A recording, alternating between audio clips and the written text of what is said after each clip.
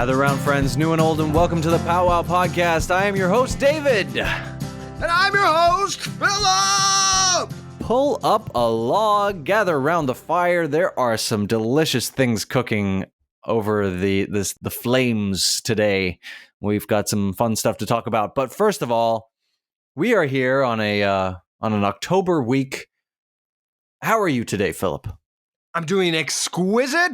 Again, not that anybody cares, not that anybody wants, or not that anybody listens to for this each and every week, but I am 2-0 in the leagues that matter for my fantasy football league. Woo! Oh, good for you. Yeah. Good for you. I am not. Yeah. Yeah. No, I'm not doing so hot. Anyway, but yeah, I mean, it's October.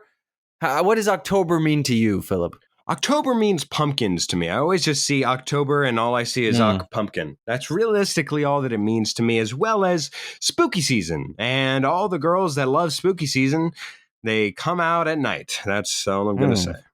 Oh, yeah. Okay. Yeah.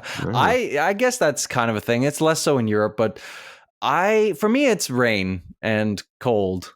And the one thing that I do really like is that I get to wear my leather jacket more often now, because it's the right temperature. Because when the winter comes, it's too cold, and in the summer, obviously, it's too hot. But like around September, October, early November, maybe I can wear my leather jacket, and it's perfect temperature. So I'm enjoying that. Now I've just come back from a weekend trip to Munich, and this coming weekend I'm going to London, and I'm just a busy bee. But that does mean that we've got some ideas for topics for you guys to listen to. So let's not waste any more time. Let's get to it.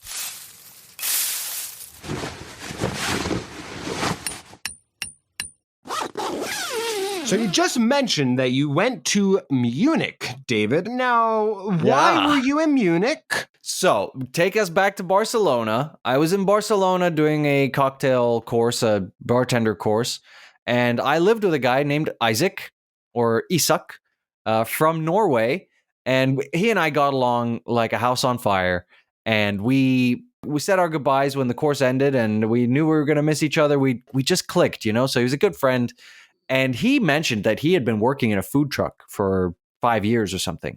Now, he doesn't work in the food truck anymore, but that food truck won Best Food Truck in Norway, and he was invited amongst the crew of that food truck to compete in the European Street Food Award. So the whole of Europe, all the champions from countries all over Europe, all meet in Munich for the European Street Food Awards. And it was a food festival. Just the coolest thing, delicious food. And I got to see my buddy. So I took the train down, like on Saturday morning I left. I arrived Saturday afternoon. I do not recommend the train. It's more environmentally friendly, and it's slightly cheaper than flying.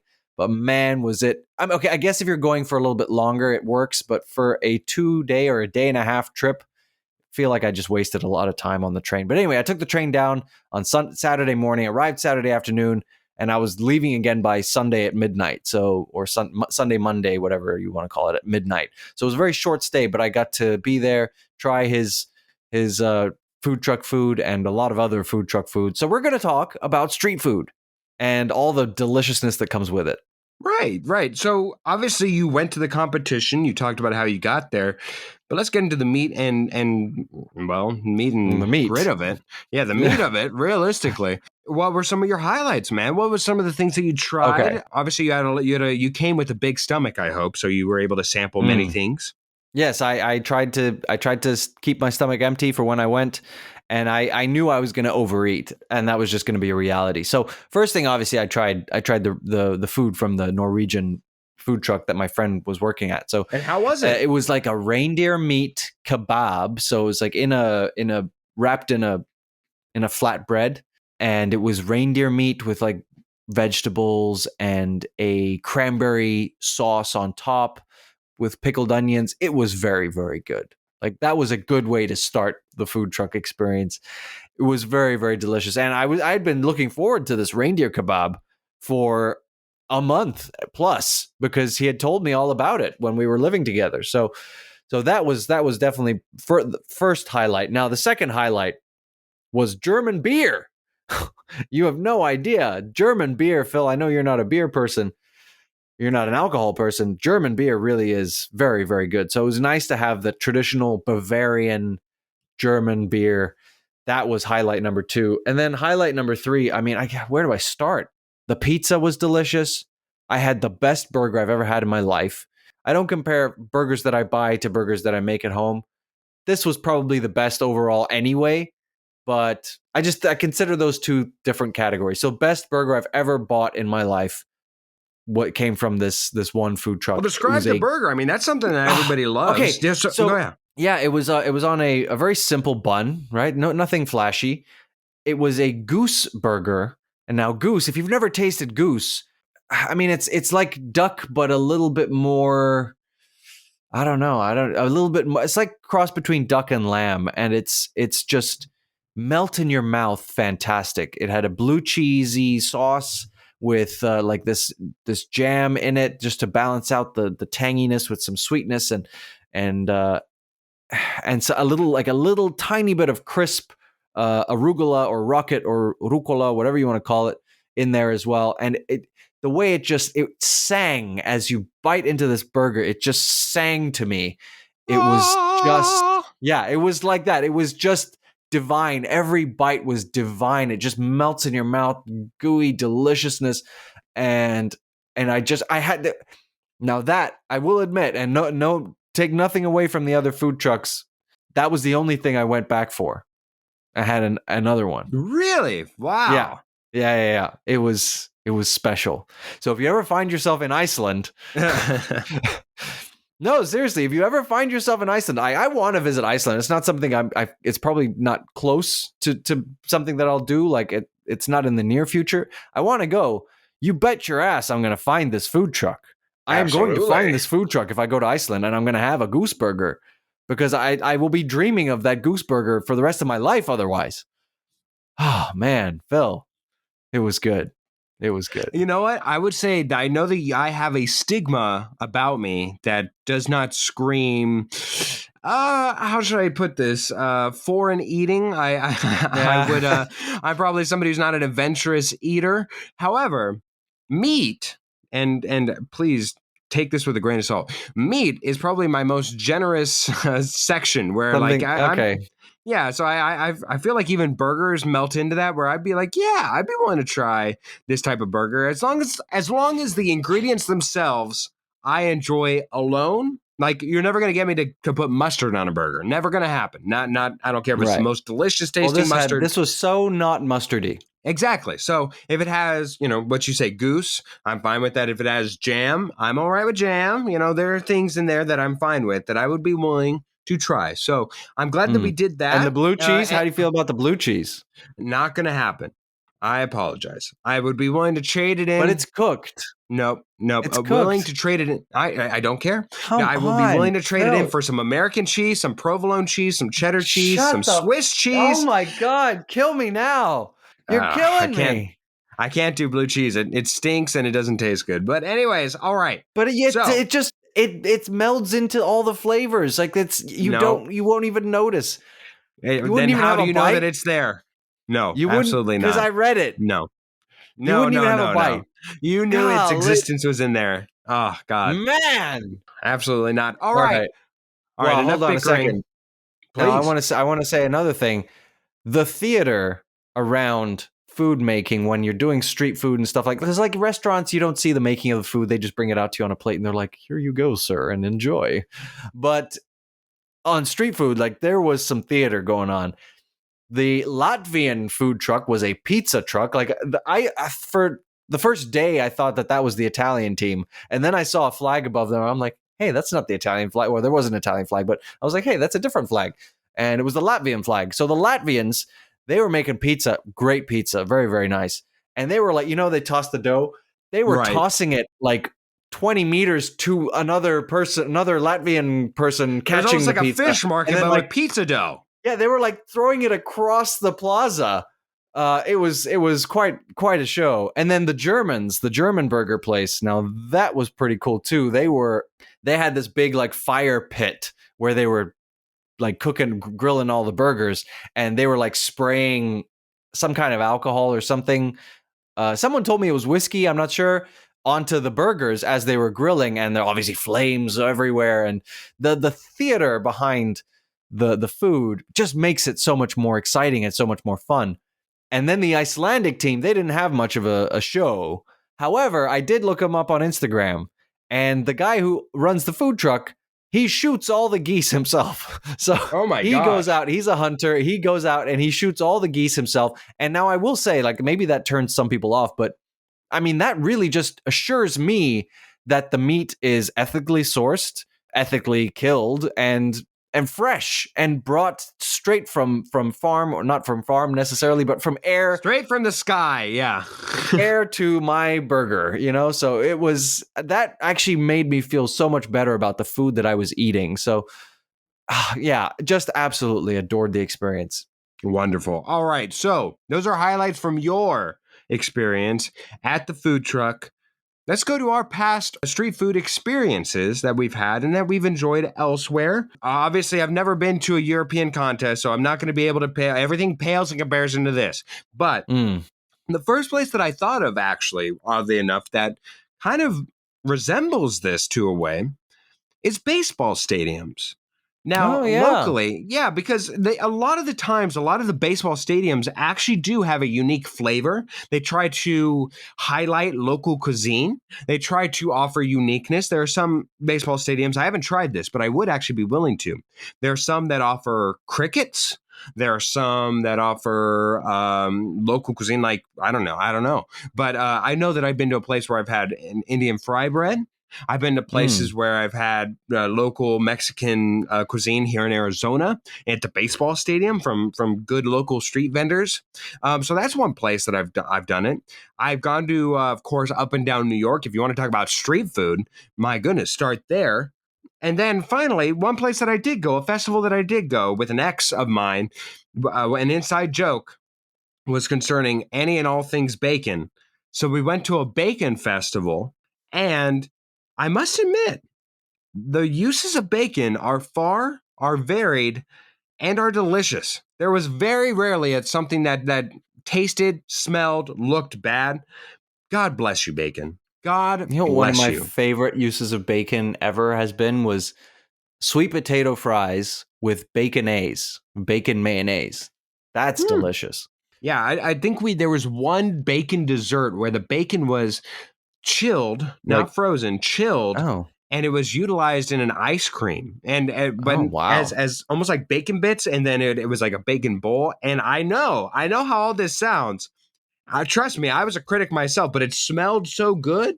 I tasted it, and it was great. I think it was even in a waffle cone bacon mixture cone. That's how it was.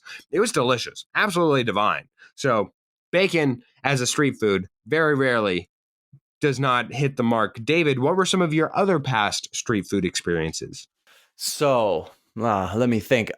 So one thing that was interesting in the UK, and this is a popular thing in Scotland, is you get deep fried candy bars. So they will take like a Mars bar or Rolos, batter them up and deep fry them. Now that's actually it's very just incredibly overly sweet because you're deep frying candy bars, but obviously very, very nice. Some of the best street food I've ever had is tacos, because in LA or in San Diego or just in California, the best tacos, at least the most authentic tacos are generally food truck tacos. Served and they're out of just a truck, yeah. Super simple, really small tortillas, and just super simple meat, and then a little bit of garnish and maybe some salsa, and that's it. And it's super simple. You get they're really small, so you can eat 10 of them.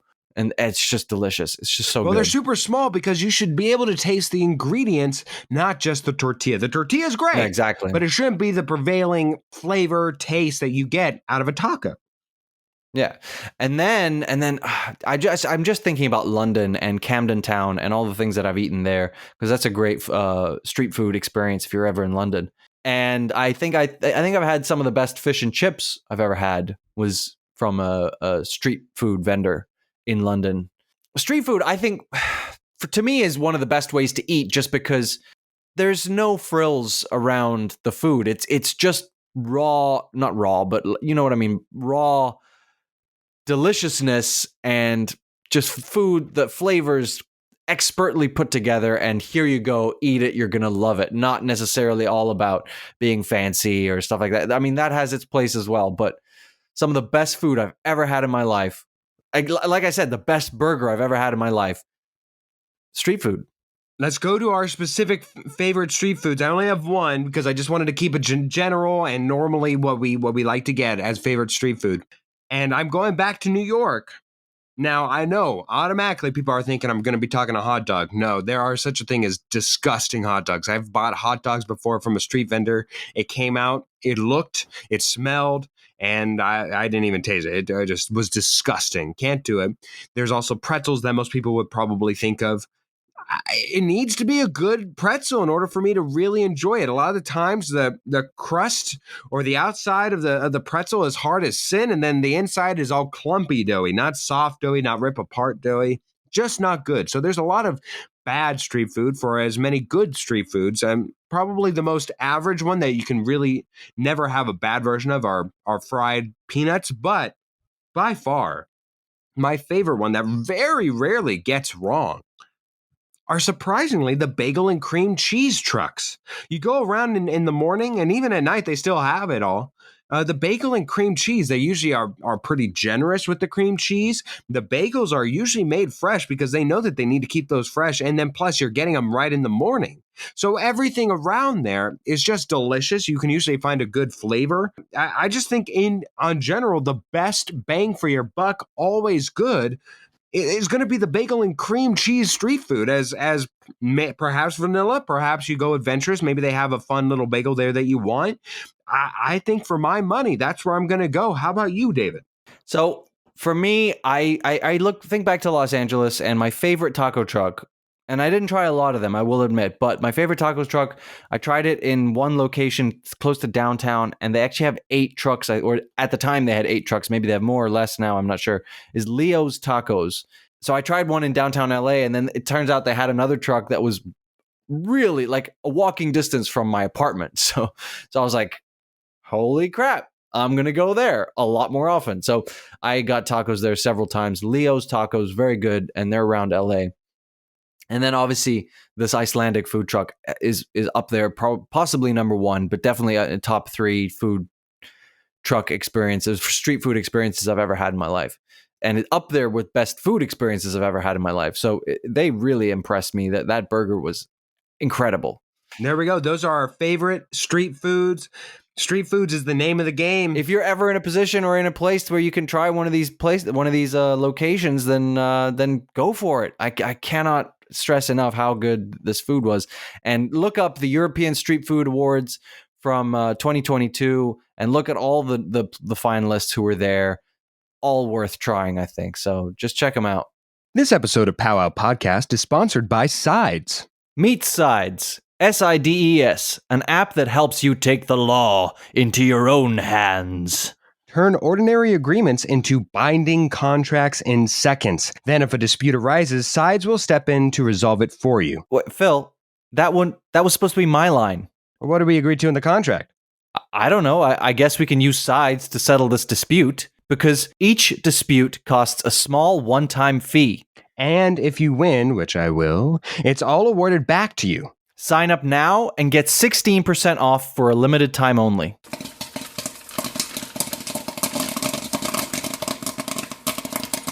I got a quiz for you, David. Do you have a quiz for me?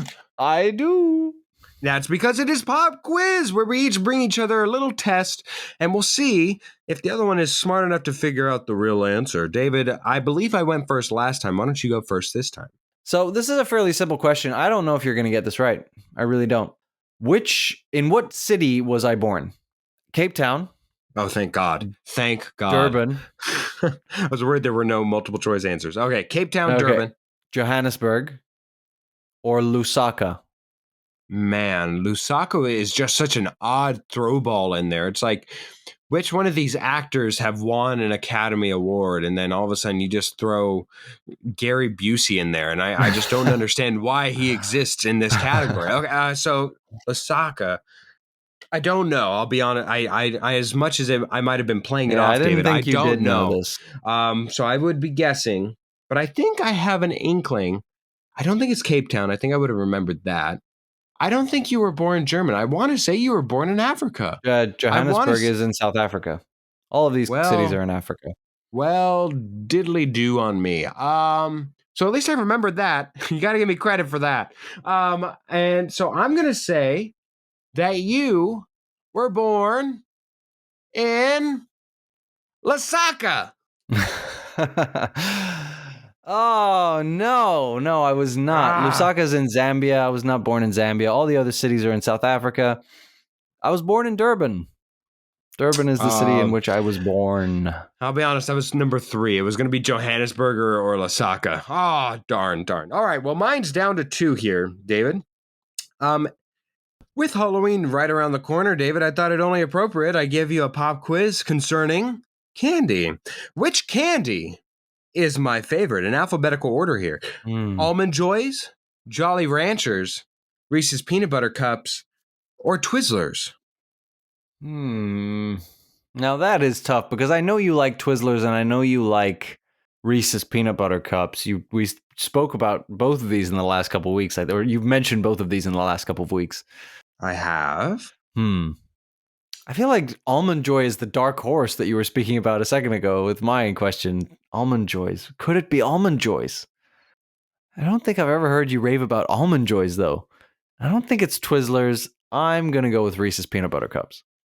I'm so glad to hear that you don't listen, David. I went on a rant that eventually I will, and I swear I will. One of these days, I'm going to have a bite me concerning Twizzlers and how they are the far inferior choice to Red Vines. I hate Twizzlers. Twizzlers are disgusting. Yes. See, yes, I know. I don't like either of them, so they're the same to me. Yeah, so you're like, oh, that's disgusting to me too. However, Reese's Peanut Butter Cups were my favorite Halloween candy. Almond Joys is my favorite chocolate. But Jolly Ranchers, you ever want to just please me? Just get out of my way and give me a bag of Jolly Ranchers. I love Jolly Ranchers. I love specifically the green apple. Those are my favorite Jolly Ranchers. So close, but no cigar. We keep on popping.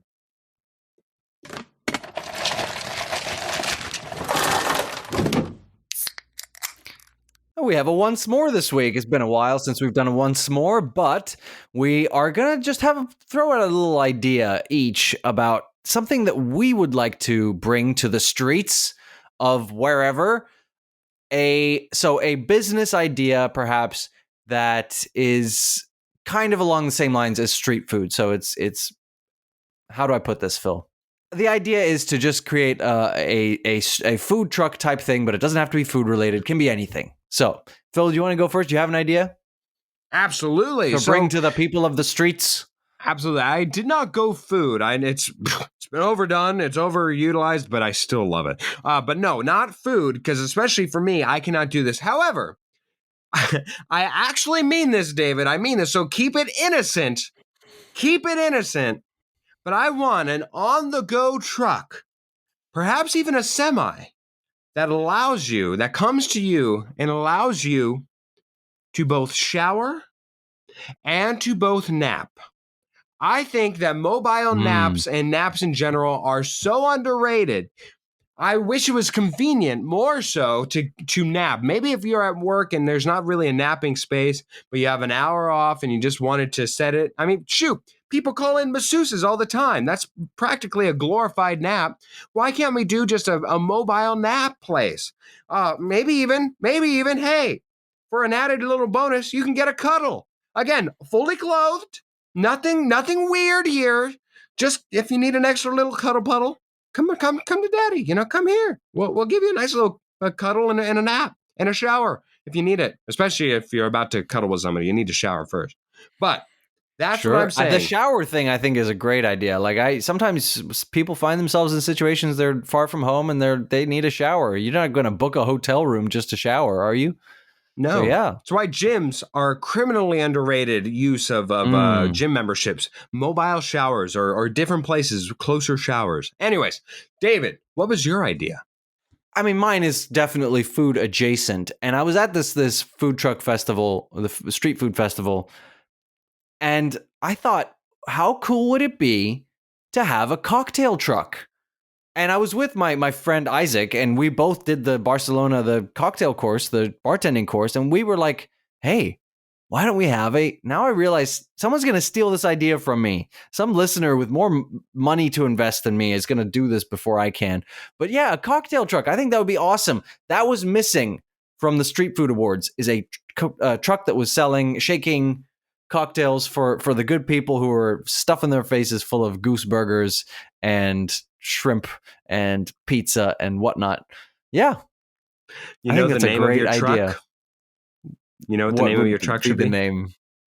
Cock O'Clock. Hey,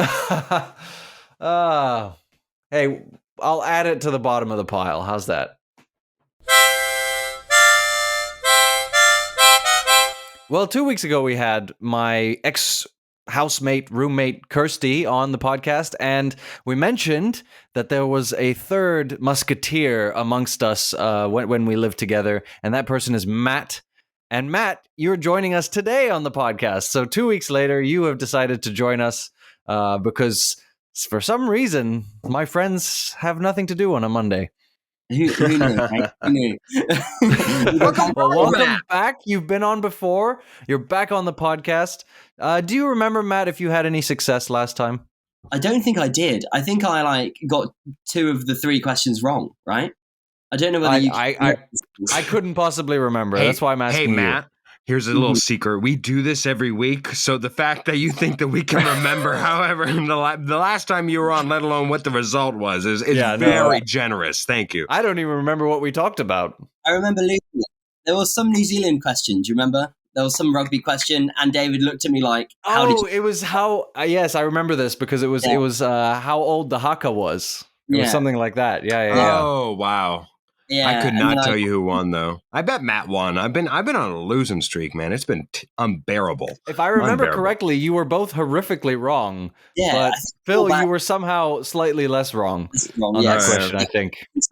Well, Matt, even though you are back, that doesn't mean that we know you all the way. So we got a couple questions that we're going to ask you. Since David is bringing you on as his guest, that means that I get 2 questions. And we'll start out with the first of those, and then David will follow me with his own. My first question here. Mm-hmm. Matt, if every food you ever ate for the rest of 7 years tasted like one specific food or taste, which food or taste would you choose?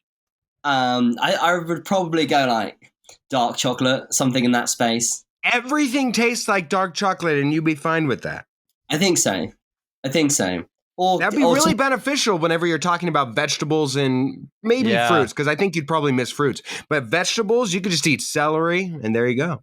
I don't think anything would be ideal, but you just got to choose something that's bearable, you know? I think I choose chicken. I mean, as possibly stereotypical as that is, nobody can see this, but both gentlemen who I just suggested this to grimaced, absolutely grimaced in disgust that I chose chicken. I guess I am on the lone island here for that, but whatever. I enjoy chicken. I feel like the British in me probably could cope with ketchup. Like some tomato ketchup. No, everything tastes like ketchup? Yeah, that's horrific. Is that even worse? No. I feel like worse. Yeah, no, I just even chicken to me, like, yeah, if it's something savory and it tastes like chicken, then that's probably not a bad bet. But if you were to eat like a croissant and it tasted like chicken, that would be horrific. That would be horrific. Thank you. Well, at least it wouldn't taste like ketchup. God. No, that's a way worse.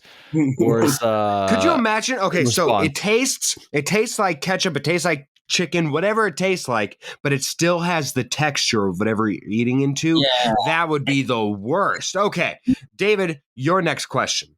My question for you: what is the most exotic food you have ever tasted, and is there something exotic that you'd really like to taste that you haven't yet? Like, I'm talking crocodile meat or snake or cow tongue. I feel like I haven't had anything that exotic.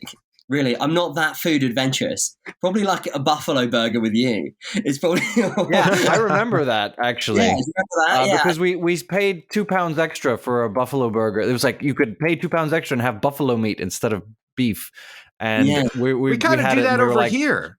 yeah, We kind of we do that over tasted it, here and we with were like, ostrich. the buffalo tastes just like beef. It was the same. Yeah, It didn't taste any different.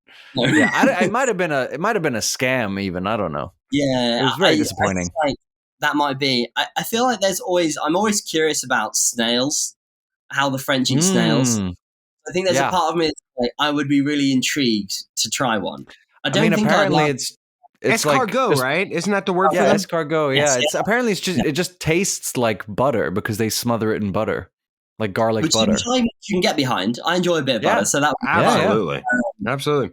All right, Matt, my last question and our last question of the 3. Do you have a pre-planned way to try and murder someone and get away with it? And do you have a person in mind? Now, you must give us one of the two. I know everybody's got one of the two. This is the one sucker who I'd get rid of if I could, or I know exactly how I'd do it.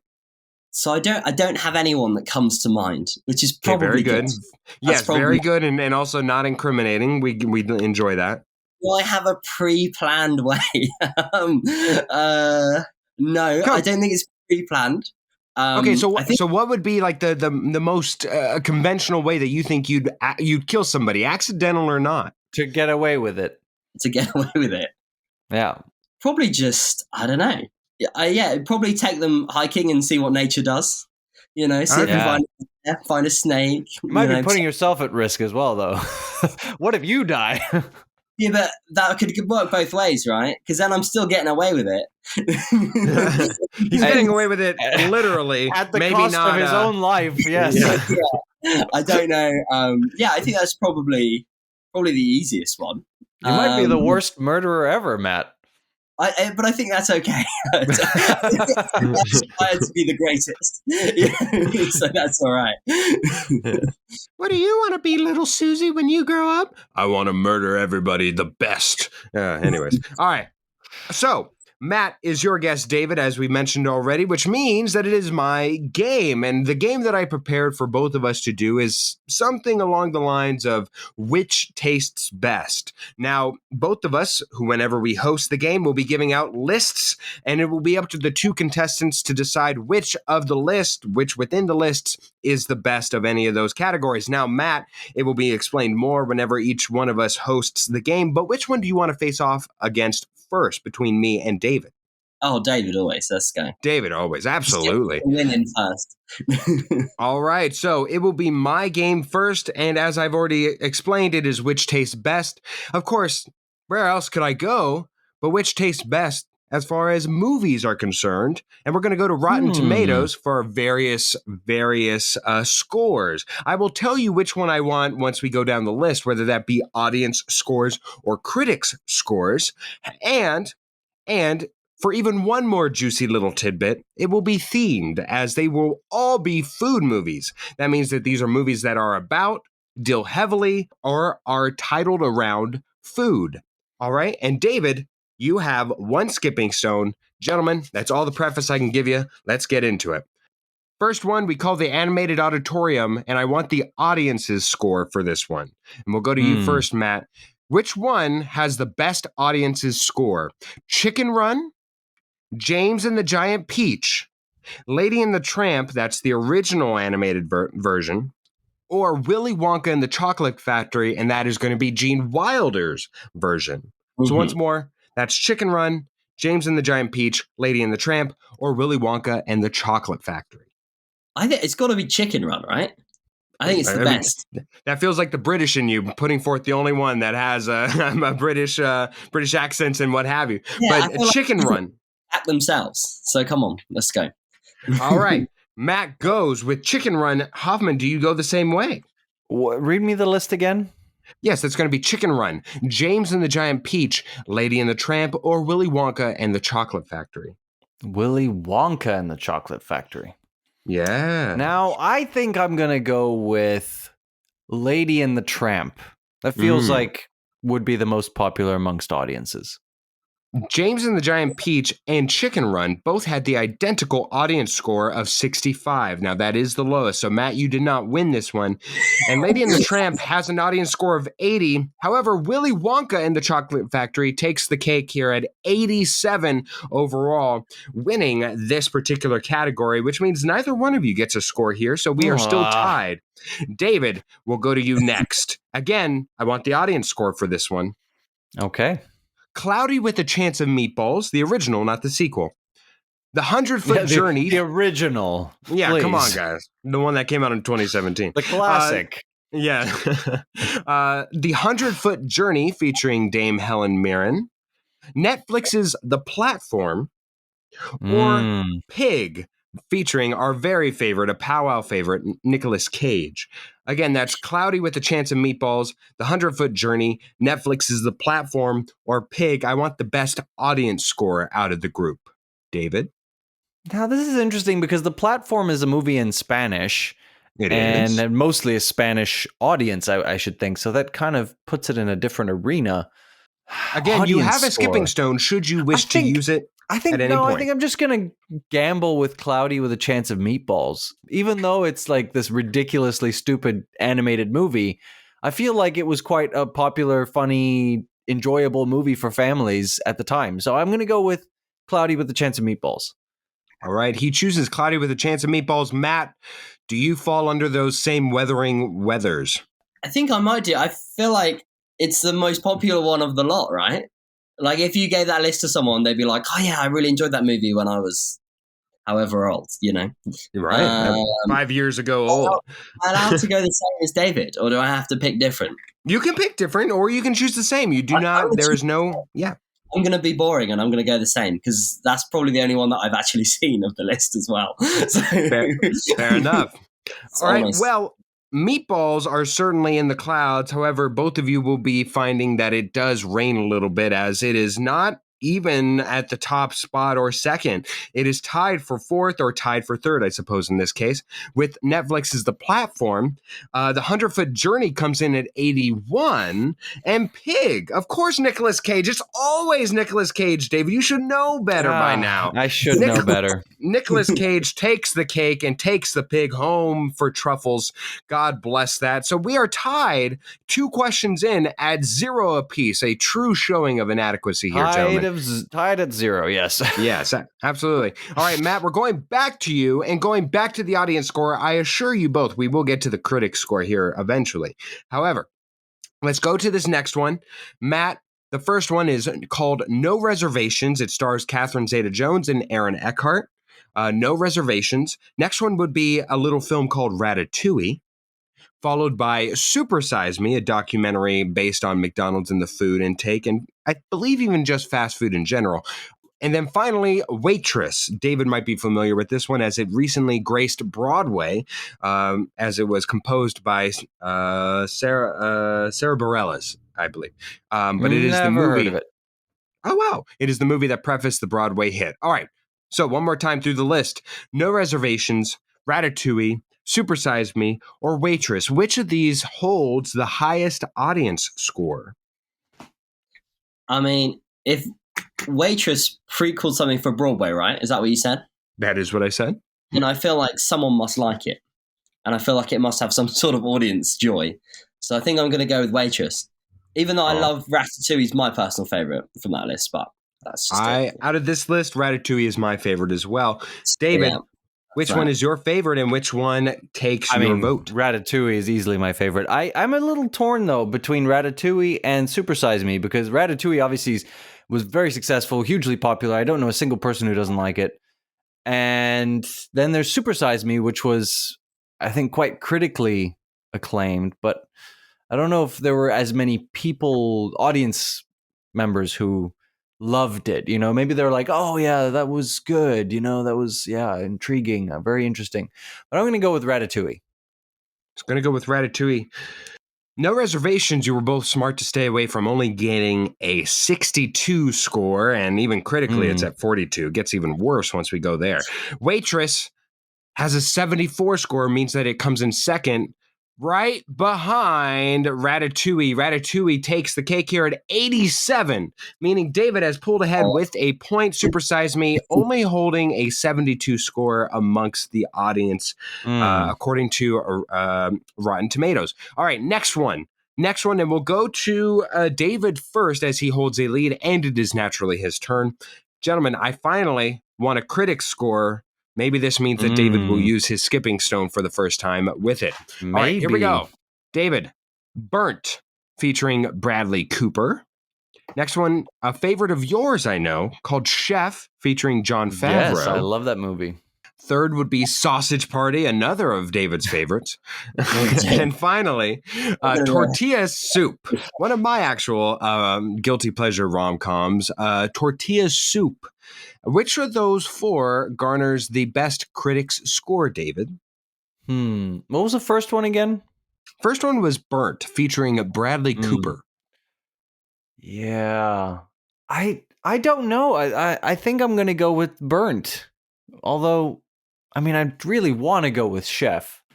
Yeah, but critics score, I know audience score Chef I must have done pretty well. But I'm going to go with Burnt. And to you, Matt. Is this? Can I confess I haven't seen any of these? You absolutely can, and I'm sure Hoffman will relent on you afterwards and implore you to go watch Chef. That's why I've only it's a very good film. Yeah, Chef I think was the only one that I have seen of those four. So okay, and for that reason, I'm going to go with Chef because if I haven't seen it, someone must like it. So someone must like it. Well, Tortilla Soup, even though it is a small favorite of mine that I do go to every decade or so, it only holds a 74 critic score, which is loads and leaps and bounds above the 28 score that Burnt actually has. Burnt was burnt in review. I've never seen it. Yeah, but Bradley Cooper does offer some gravitas behind it. I can understand why you might have chose it. And though Sausage Party has an 82 critic score, it still falls behind Chef's 87. Matt has indeed tied it. Going to what could be the final question here, unless David uses his skipping stone. Now we go to the guilty... I love Chef. Why didn't I choose Chef? I don't know. I love that you talked yourself out of it, though. All right. We go to the guilty pleasures genre, as this one you probably have heard of all four. I would think all four. Maybe Matt hasn't heard of one. Here we go. First one, and we go to Matt here. First one is going to be American Pie. Second one is going to be Good Burger, featuring Kenan Thompson. Third one is my personal favorite. I Want Someone to Eat Cheese With, featuring Jeff Garlin and Sarah Silverman. I never watched it, but once I saw it, I knew I needed to include it in this list. And finally, Waiting, featuring Ryan Reynolds and Amy Adams. Matt, out of those four, David, do you want to use your skipping stone here? Last opportunity to do so. Because I don't know. I haven't seen. What was the first one? First one was American Pie. Okay, I think that's the only one that I've seen. All right, so you are using your skipping stone? I'm going to use a skipping stone, yeah. All right, we would have been looking for audience score here. Quickly, gentlemen, which one would you have gone with? American Pie. American Pie, Matt? The Ryan Reynolds one. The Ryan Reynolds one, Waiting. Actually, funny enough, Matt, you would have won that one.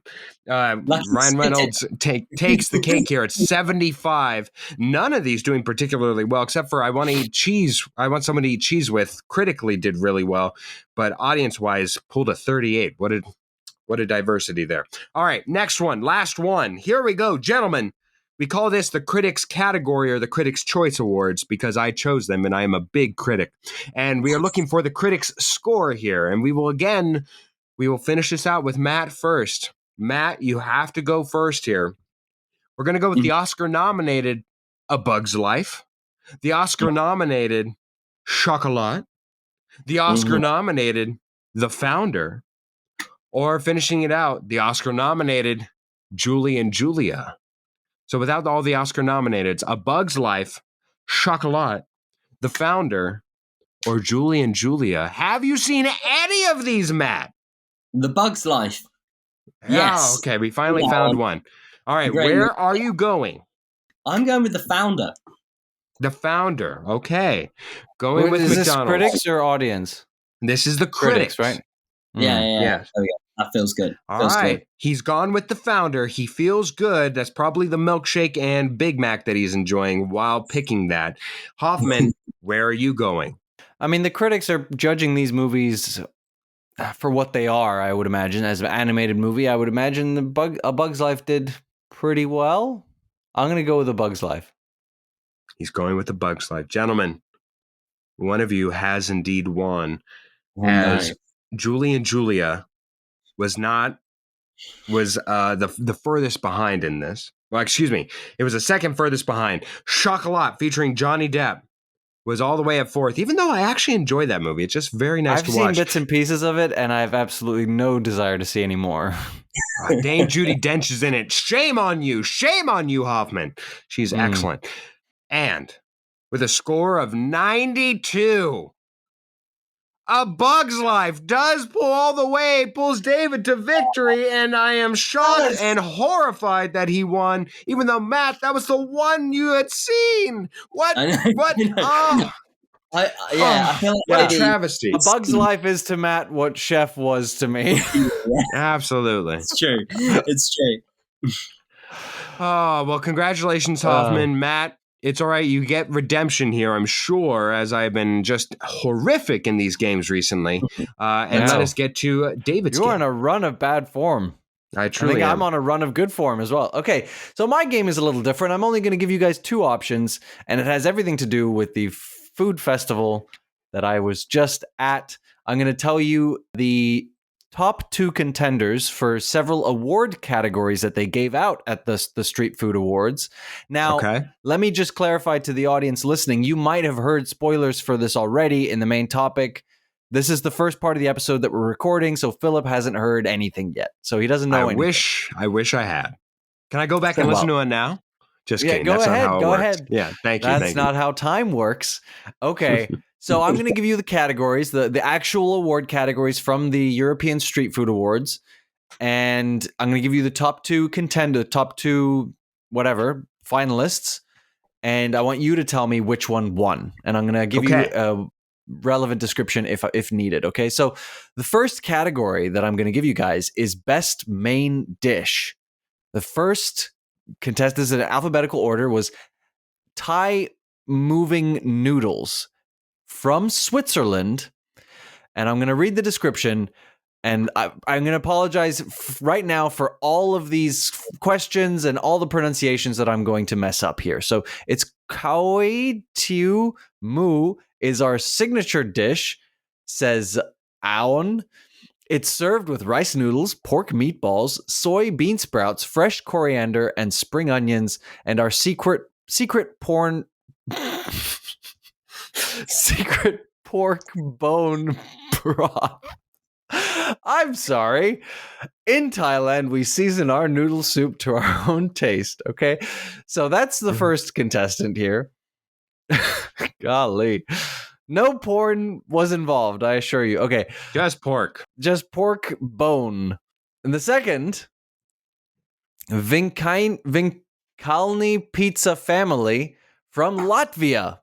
And it was the Pizza Francescana Romana style pizza baked in a wood oven with mozzarella, tomato, and oregano sauce, prosciutto crudo, sun-dried cherry tomatoes, Kalamata olives, mushrooms, fresh rucola, and parmigiano. So that was so we have the rice noodles and meatballs and bean sprouts and pork bone broth and a pizza with all those toppings. Which one got the best main dish? And we'll go to Matt first. I feel like you've just described a very normal pizza. So unless there's something incredible about it that Matt Bird does not understand, then I'd be very curious to see how it won the main dish. Unless it was the best cooked pizza someone I'm sorry, I need to interrupt. Did you just refer to yourself in the third person, but also going beyond that, the Matt Bird? Yeah. That's his name. It's my name. Okay. The Matt Bird. Yeah. Okay. I love it. Okay, continue, please. I'm an idiot. I don't know. But I feel like it's got to be the Swiss. It's got to be the noodles. The Swiss That's Thai what I'm noodles. Yes, the Swiss Thai Thai noodles from Switzerland. Okay. It sounds like Phil. the wrong combo, but No porn was involved. Again, I have to No. clarify here. No, just the pork. Just the pork's bone. All right. Look, I could give you all the professional reasonings, all my deductions, and all this reason on why, such as, I don't know, the fact that, yes, Matt Bird had it precisely on the nose. Sounds like a normal pizza. I feel like in these food competitions, you have to do something extraordinary on something like pizza to make it even win. Like porn, yes. You have to do something extraordinary with it in order to make it stand out. If you're going to put a grilled cheese up to task with something like honey glazed ribs, you have to do something phenomenal with those grilled cheeses or something like that. So pizza, I think automatically is going to be there, but I'm not going to do that. The reason why I'm choosing the Thai moving noodles is because if it moves, I move with it. Let's go to the Thai moving noodles, baby. Everybody move. I mean, we have to congratulate both of these dishes because they together were first and second. The winner was the Latvian Italian pizza in Germany. I'm shocked. For an international crowd. It was quite an interesting combo. They did very well. I tried this pizza. It was very, very, very good. I was going to say, David, have you tried all the items that you're going to be giving us? Not all of them. I didn't. We'll get there. Hold on. Okay. Wow. The second category is best dessert. So first we have the Liverten Norwegian Cloudberry Panna Cotta, or the, again, excuse all these pronunciations, the Zlote Palucci Churros from Poland.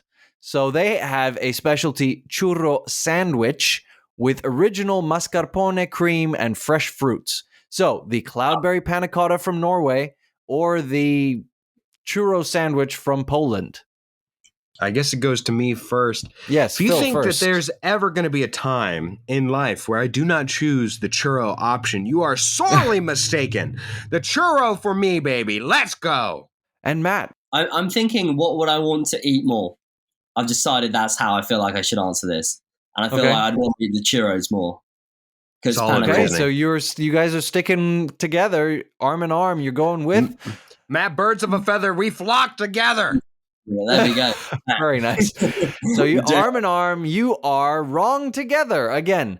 The panna cotta from the Norwegians. My friend was among this group, this food truck, as the audience well knows by now, I'm sure. They won with their cloudberry panna cotta. It was it was the winner. Our third category. Somehow, at some point, you guys are going to have to go with something different. Okay, yeah, best we will. burger. Best burger. Ooh. I know my friend David Hoffman, he tried both of these. Ooh.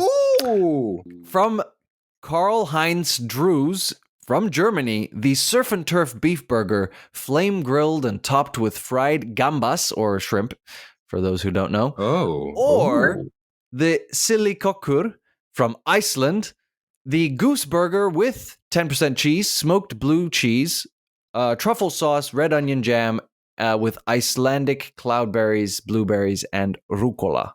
You lost me at the jam. Ugh. So we go to Matt first. What do you think was the champion of the burgers? We'll stick on the bird theme and we'll go to the goose. The goose. He wants the goose. I think I do want the goose. I think that sounds interesting. I don't mind a bit of jam on burger as long as it's not too weird. Could be nice. Yeah. The fruit's a bit weird, but we'll take it. What's good for the goose is good for the gander. All right. Look, at first, I must admit, I had massive hesitation when you said surf and turf meets burger. I'm thinking some fried fish with a patty, but you went shrimp. That sounds delicious. And unfortunately for Matt, I think I looked at your story at the right day, my friend. I don't know that Matt did. I looked and I said, what is this man doing eating a German burger? And I remember that you said it was the most delicious burger you've ever had in your life. So beyond the shrimp, which sounds delicious, beyond the fact that you said it was delicious, I have to go that your interest was piqued by the most award-winning burger that probably sounded gross to you at first, and then you tried it and you said it's the most delicious thing you've ever had. Give me surf. Give me turf. I'm hyped. Give me the point. All right. Well, let me just address the claims that have been made. I posted both of these burgers on my story. Well, me. I That's why I tried chose both of these burgers. I love surf and turf. I love surf and turf. Give me beef and shrimp together. It just works inexplicably. The winner was the goose burger. Well, God damn it. Both in the competition and in David, it was just the most divine. Okay, let me also say, the jam thing, I don't like jam. I do not like jam. I don't put it on anything, but in a burger, for whatever reason, that sweetness balances out the salty and the tanginess of whatever dressing there might be, like a mayonnaise or whatever dressing that they put on there. The blue cheese, it has like a tanginess to it. And the sweetness balances that out with the savory umami of the burger. It was just the most perfectly balanced, melt in your mouth, delicious thing I've ever tasted. And it rightfully won Best Burger. Okay, so Matt, you get a point. You take the lead. Let's go. We did it. Come on. Riding the Icelandic Viking ship to victory and Valhalla. Our fourth category. I kid. Our fourth category is the People's Choice. Now this, we will go to, I guess we'll go to Matt first for this so that Phil has a chance to choose something different if he so desires. This is the People's Choice. Now, first we have Ava or Awa from Germany. Now, Awa Kanji Bachtig is excited to compete in the grand final of the 2022 European Street Food Awards for one reason. Quote, I want to show that our food in Senegal is the best food in the world. The German champion is showcasing the West African cuisine, which has strong North African, French, and Portuguese influences, a fusion of the nation's many ethnic groups. Awa's signature dish is her curry with peanut sauce and fresh vegetables. So that's the first contestant here. Or, once again, Silikokur from Iceland, Sigvaldi. Again, I'm so sorry if I'm mispronouncing this. Better known as Silikokur, which means, by the way, herring cook, is a hunter, and now he'll take his wild game menu featuring everything from goose chowder to his famous reindeer burger to Munich to represent Iceland. His appreciation of nose-to-tail eating is a real breath of fresh air in a fast food world full of processed and pre-packed meats. So, we have our Senegalese German champion or our Icelandic hunter champion. Which one won the People's Choice Award? Matt. I don't think I can run away from my Icelandic friends at this point. So I feel like I'm doing it. We're gonna go with that. And the reindeer burger sounds pretty interesting. So out of intrigue, got to be better than buffalo, right? Yeah, it can't be worse than buffalo. Yeah, it'll be great. Well, I'll be honest. The one that I thought would win that. Oh shoot! Actually, now that I think about it, it's the People's Choice. I bet people love burgers. Oh, that sucks. I do think it's the burger now that I actually put a second thought to it, but I'm going to have to go opposite in order to even have a hope to have a tiebreaker. So I'm going to have to go with the peanut curry and pray to the gods that I somehow found a way to tie this up. Which gods are you praying to? The peanut curry ones. Thank the peanut curry gods. You are correct. Yeah! They have graced you with peanut sauce and whatever else. Yes, you are correct. Give me the peanuts! I didn't try this. It kind of surprised me when they won. I was like, oh, I didn't really go there. Maybe I should have. All right, well, there you go. You tie the game at 1 point apiece, and we go to the final question. Now, Phil, we're going to go to you first since you forced the tie here. Okay. This was the overall champion as decided upon by the judges. The judges, okay. The two contestants in question are a food truck called Junk, Scotland and Britain, their champion of 2022. In quote, COVID hit us all pretty bad, but rather than drink ourselves into a blunder, we decided to create a little recipe website together. wearejunk.co.uk, a combination of our fine dining backgrounds and infatuation for all things not good for you. We're not your average junk. 2 years later, 0 bank balance, 2 kids, 100 plus recipes published, 12 pop-ups, 2 street food awards, Scotland and then Britain, and 1 restaurant in the works. We're loving life. Expect something a bit different, yet familiar. So that was the first contestant. And second contestant is again Silikokur, the Icelandic beautiful hunting goose, whatever. You've heard the story already. I won't go into it again. So junk from Scotland or the goose deliciousness from Iceland. Phil. I'm going to go with, I don't even know how you've been saying. I know you said it like 3 times now, but Silikokur. I'll take it. That sounds. All right. I'm going to go with them. Seeing as how they've been represented a lot, I'd be surprised if the judges didn't find it to be the best overall one as opposed to next level junk. It just feels like that would be the average score that they would be there. But I realistically don't have any true guess here. All right, Matt, will you go the same? Do you feel like Phil's got it on the money? Or do you want to be bold and go different and go for the win? I think junk's got to do it. I can't run away from my own people. Can't run away from my the Scots. There we go. Surely not the Scottish. I know this is for Kirsty. This is for so Kirsty. This doesn't go well. This is for Kirsty. Shout out to you. It's not her. Yeah. So there we go. We're doing it. The winner, the champion of 2022, deciding the champion of the POWWOW episode coming out on the 14th of October, whatever it's called, we don't know yet, was Junk from Scotland, the Scottish defeating the Vikings.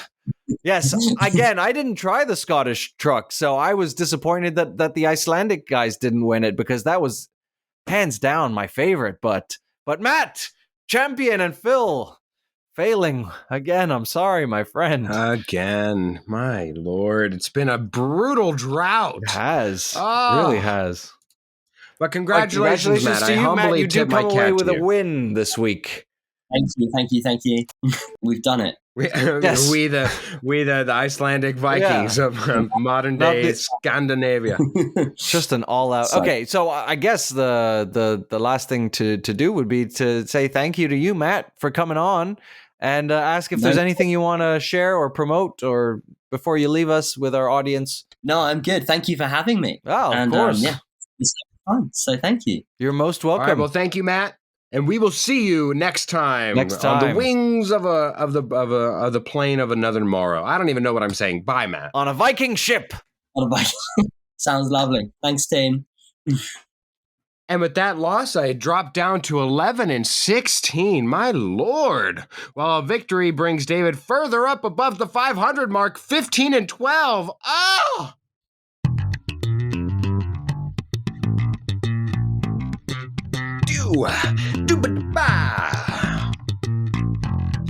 It's That Slaps, where we bring you the best of entertainment this week or on theme, depending on which one of us you talk to. I will go first as mine is on theme, and there we go. I will go with street food, probably the most notorious one, the only one that I could realistically find that had anything to do with food, but I actually do enjoy the song. It's called Broccoli by Shelly FKA Dram, featuring Little Yachty. You know, some have said that this song is actually about weed and not actual broccoli. I say nay, David. I say nay. It's about broccoli and the fine vegetable that broccoli is. I'm sure it is. Yes. All right, David, what is some say it's about weed. Some heinous, some people besmirching the good name of broccoli. See the evil in everything. Absolutely. No, okay, David, so what is mine yours? I had to break my rule, okay? I had to break my rule, and unfortunately, I did not view this movie this week. That is how I'm breaking the rule. Normally, I try to keep it fresh, something that I've seen this week, or something, ideally even something I've seen for the first time this week, but just anything that I've experienced this week that I can share with you guys. But it's got to be Chef the movie, Jon Favreau. It is a fantastic movie. If you haven't seen it, you will love it. I promise you, you'll love it, okay? And if you don't, you can write to me at David Hoffman at number 69 I Don't Care Lane. Yes, anyway, Chef, it slaps. Well, thank you so much for tuning in. But before you leave us, we just want to say a few thank yous to some special people in our lives who helped make this podcast possible. First of all, to Cass and Crossland, and to Jake Corlang for the music that you hear on this show. Thank you to Tara Amstutz and Josh Hans for their wonderful contributions. Guys, we could not do it without you. And thank you, of course, to you, the listener, for tuning in each and every week. We absolutely love doing this, and we hope that you enjoy the product that we're putting out. So spread the word. Tell your friends about POWWOW. You can find us on Instagram at @POWWOW_podcast. We're everywhere that you might find podcasts, Spotify, Apple Podcasts, Google Podcasts, wherever. Just not Pandora, because screw you, Pandora.